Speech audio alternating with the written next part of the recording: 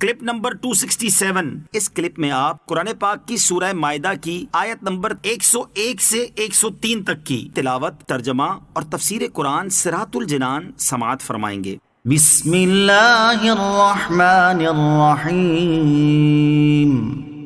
ترجمہ: اللہ کے نام سے شروع جو نہایت مہربان رحمت والا ہے۔ یا ایہا الذین آمنوا لا تسألوا عن اشیاء ان تبد لکم تسؤکم وَإِن تَسْأَلُوا عَنْهَا حِينَ يُنَزَّلُ الْقُرْآنُ تُبْدَ لَكُمْ عَفَا اللَّهُ عَنْهَا وَاللَّهُ غَفُورٌ حَلِيمٌ۔ ترجمہ: اے ایمان والو، ایسی باتیں نہ پوچھو جو تم پر ظاہر کی جائیں تو تمہیں بری لگیں، اور اگر تم انہیں اس وقت پوچھو گے جبکہ قرآن نازل کیا جا رہا ہے تو تم پر وہ چیزیں ظاہر کر دی جائیں گی، اور اللہ ان کو معاف کر چکا ہے، اور اللہ بخشنے والا حلم والا ہے۔ لا تسألوا عن اشیاء ان تبد لکم تسؤکم۔ ایسی باتیں نہ پوچھو جو تم پر ظاہر کی جائیں تو تمہیں بری لگیں۔ اس آیت مبارکہ کا شان نزول یہ ہے کہ ایک روز سرور کائنات صلی اللہ تعالیٰ علیہ وسلم نے خطبہ دیتے ہوئے فرمایا، جس کو جو دریافت کرنا ہو دریافت کرے۔ حضرت عبداللہ بن حذافہ سہمی رضی اللہ تعالیٰ عنہ نے کھڑے ہو کر دریافت کیا کہ میرا باپ کون ہے؟ ارشاد فرمایا حذافہ۔ پھر فرمایا اور پوچھو، تو حضرت عمر فاروق رضی اللہ تعالیٰ عنہ نے اٹھ کر ایمان و رسالت کا اقرار کر کے معذرت پیش کی۔ امام ابن شہاب زہری رحمۃ اللہ تعالیٰ علیہ کی روایت ہے کہ حضرت عبداللہ بن حذافہ رضی اللہ تعالیٰ عنہ کی والدہ نے ان سے شکایت کی اور کہا کہ تو بہت نالائق بیٹا ہے، تجھے کیا معلوم کہ زمانہ جاہلیت کی عورتوں کا کیا حال تھا؟ خدا نہ خواستہ تیری ماں سے کوئی قصور ہوا ہوتا تو آج وہ کیسی رسوا ہوتی۔ اس پر حضرت عبداللہ بن حذافہ رضی اللہ تعالیٰ عنہ نے کہا کہ اگر سرکار رسالت صلی اللہ تعالیٰ علیہ وسلم کسی حبشی غلام کو میرا باپ بتا دیتے تو میں یقین کے ساتھ مان لیتا۔ حضرت عبداللہ ابن عباس رضی اللہ تعالیٰ عنہ سے مروی بخاری شریف کی حدیث میں ہے کہ لوگ بطریق استہزاء اس قسم کے سوال کیا کرتے تھے۔ کوئی کہتا میرا باپ کون ہے، کوئی پوچھتا میری اونٹنی گم ہو گئی ہے، وہ کہاں ہے؟ اس پر یہ آیت نازل ہوئی۔ مسلم شریف کی حدیث میں ہے کہ سرکار علی وقار علیہ الصلوۃ والسلام نے خطبے میں حج فرض ہونے کا بیان فرمایا۔ اس پر ایک شخص نے کہا کیا ہر سال فرض ہے؟ نبی پاک علیہ الصلوۃ والسلام نے سکوت فرمایا۔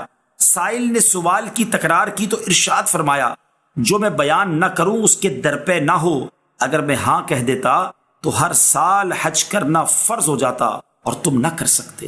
ما جعل اللہ من بحیرۃ ولا سائبۃ ولا وصیلۃ ولا حام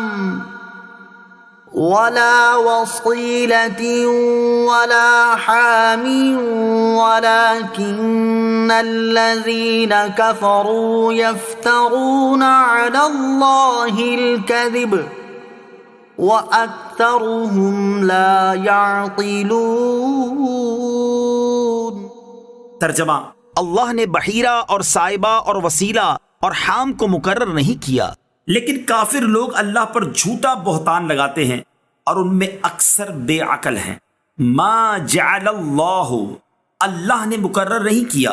زمانہ جاہلیت میں کفار کا یہ دستور تھا کہ جو اونٹنی 5 مرتبہ بچے جنتی اور آخری مرتبہ اس کے نر ہوتا تو اس کا کان چیر دیتے، پھر نہ اس پر سواری کرتے اور نہ اس کو ذبح کرتے، اور نہ پانی اور چارے پر سے ہنکاتے، اس کو بحیرہ کہتے۔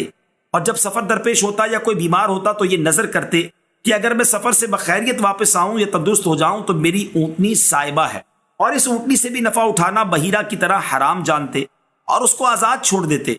اور بکری جب 7 مرتبہ بچے جن دیتی تو اگر 7واں بچہ نر ہوتا تو اس کو مرد کھاتے، اور اگر مادہ ہوتا تو بکریوں میں چھوڑ دیتے۔ ایسے ہی اگر نر مادہ دونوں ہوتے تو کہتے کہ یہ اپنے بھائی سے مل گئی، اس کو وسیلہ کہتے ہیں۔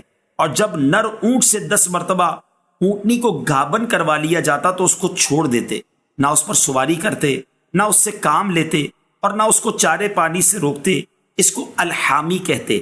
بخاری اور مسلم کی حدیث میں ہے کہ بحیرہ وہ ہے جس کا دودھ بتوں کے لیے روکتے تھے، کوئی اس جانور کا دودھ نہ نکالتا، اور سائبہ وہ ہے جس کو اپنے بتوں کے لیے چھوڑ دیتے تھے، کوئی ان سے کام نہ لیتا۔ یہ رسم زمانہ جاہلیت سے ابتدائے عہد اسلام تک چلی آ رہی تھی۔ اس آیت میں ان کو باطل کیا گیا اور فرمایا کہ یہ اللہ عز و جل نے مقرر نہیں کیے، بلکہ کفار اللہ عز و جل پر جھوٹ باندھتے ہیں، کیونکہ اللہ تعالیٰ نے ان جانوروں کو حرام نہیں کیا، اس کی طرف اس کی نسبت غلط ہے۔ یہ لوگ بے وقوف ہیں کہ جو اپنے سرداروں کے کہنے سے ان چیزوں کو حرام سمجھتے ہیں اور اتنا شعور نہیں رکھتے کہ جو چیز اللہ عز و جل اور اس کے رسول علیہ الصلوۃ والسلام نے حرام نہ کی اس کو کوئی حرام نہیں کر سکتا۔ جانور پر کسی کا نام پکارنے سے متعلق اہم مسئلہ۔ آیت مبارکہ سے یہ بھی معلوم ہوا کہ جانور کی زندگی میں اس پر کسی کا نام پکارنا اسے حرام نہیں کر دیتا، ہاں ذبح کے وقت غیر خدا کا نام پکارنا حرام کر دے گا۔ نیز یہ بھی معلوم ہوا کہ جو جانور حلال ہو اسے خواہ مخواہ حرام کہنا مشرکین کا طریقہ اور سراسر جہالت ہے۔